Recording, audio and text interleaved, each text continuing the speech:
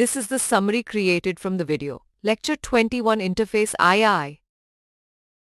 Java provides advanced features through interfaces that enhance code flexibility and robustness. Built-in interfaces like iterator, clonable, serializable, and comparable offer pre-built functionality for common tasks such as managing collections, creating object copies, sending objects over networks, and comparing objects. Interfaces are defined using the interface keyword, containing abstract methods and public static final variables that must be overridden and implemented by classes.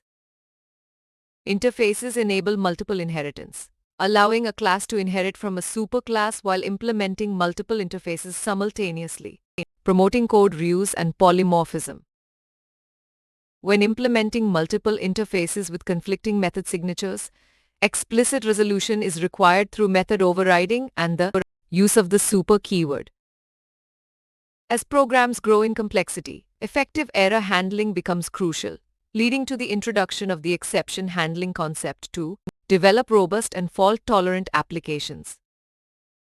Interfaces facilitate code reuse, enable runtime polymorphism, provide pre-built functionality through standard interfaces, and allow for robust error handling as code complexity increases, making them a valuable tool for Java developers. Please stay tuned for more summary videos.